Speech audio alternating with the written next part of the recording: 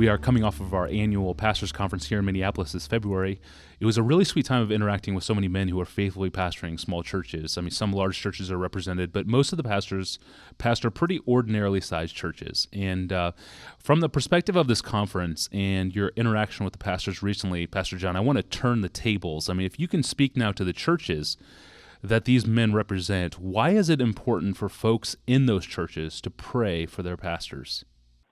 One of the sweetest times, and really, for me, one of the most tearful, moving times during our conference for pastors recently was we set aside time after the evening service and just said, we're available, we leaders of the conference are available, and we lined up across the front of this huge auditorium and said, if you want to go, you can go, if you want to linger and pray, or you can come up here and ask for prayer. And I was there probably praying for, half hour, 45 minutes with guys, and the stories that were told to me of crises in church, leadership agonizing over the next steps, children who are very sick or rebellious. One pastor told me of a daughter who suffered from migraine headaches for 6 years now, and she's 14, and she can just hardly stand the pain. They've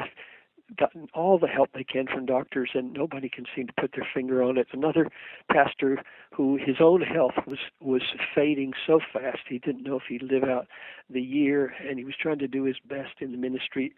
So the cumulative effect of just listening to about 10 maybe of these pastors that I prayed with that evening just reawakened in me as a pastor and as one now who wants to care for pastors, the extraordinary battle that we're in at every level. The marriage is embattled, the children are embattled, the health is embattled, the faith is embattled, the gifts for ministry are embattled, because we're in a spiritual warfare. And Paul just makes it so plain that we don't wrestle against flesh and blood, but against principalities, against powers, against the world rulers of this present darkness. So I think right there in the spiritual armor that we're supposed to put on, he says, put on these things, praying in the Holy Spirit. So our people, we pastors desperately need our people to